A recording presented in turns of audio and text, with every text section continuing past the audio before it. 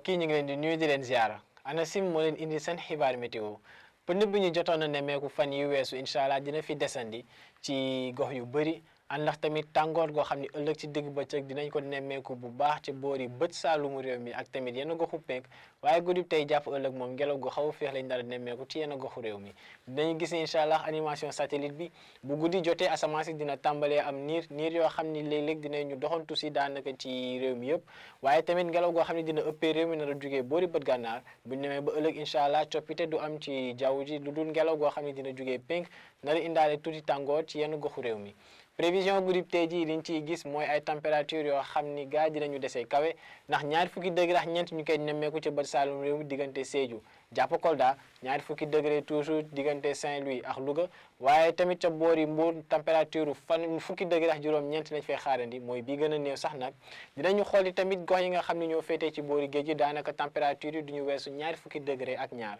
bu ñu demee nag boori penk réew mi diggante Tambacounda jàpp Kédougou température yi gën a kawe foofee incha allah lañ koy xaarandi mu nar a toll ci ñaari fukki degré ak juróom ak asamaan soo xam ni léeg-léeg dina amee niir bu ñu demee nag incha allah ba ëllëg ci digg bëccëg dinañu wéy di nemmeeku tàngoor ci boori bët saalum réew mi waaye tamit ci yenn goxu penk ndax dinañu gis ne température yi ci gox yooyee lu mu néew dinañu toll ci ñeent fukki degré comme ni ñu koy nemmeeku ci lu ñu ko naree nemmeeku ca Sédhiou wala ca Bakel ñeent fukki degré ak benn diggante Kaffrine Tambacounda ak Kolda waaye raw gàddu gi incha allah ñu ngi koy yaakaar ca Kédougou mu nar a tolloog ñeent fukki degré ak ñaar bu ñu xoolee nag boori digg réew mi température yi lu mu néew dinañu weesu fanweeri degré ak juróom fanweeri degré ak juróom-ñaar ñu ngi koy xaar incha allah ci Mbour waaye fanweeri degré ak juróom-ñett dinañ ko am ci diggante Fatick Kaolack jàpp sax boori Diourbel bu ñu xoolee Ndakaaru moom température bu néew lañ fay xaarandi incha allah ëllëg ci digg bëccëg ñaari fukki degré ak juróom-benn muy température bu desee kawe lool sax nag ca boori Ndakaaru googee bu ñu xoolee mbokk yi wala boog bu ma leen di fàttali jàppale ni incha allah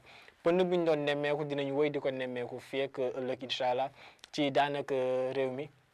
yëpp waaye tamit dina gën a tar ci boori Ndakaaru jàpp tuuti boori Saint-Louis waaye tàngoor gi tamit incha allah dina fi desandi bu baax ca boori bët saalum nag lañ ko nar a gën a nemmeekoo waaye tamit ca yenn goxu penk ànd ak incha allah ci guddi tey jàpp ëllëg ci fajar ab peex goo xam ne dinañ ko nemmeeku ci gox yi jege géej gi waaye tamit ci yenn pàccu bët saalumu réew mi ak boori bët gànnaar mbokk yi lii moo newoon seen xibaari météo nag di leen ñaan ngeen di woy di topp xibaar yi dikkee ci ANACIM ci xarale yi di leen dig daje ëllëg incha allah di leen ñaanal jàmm wasalaam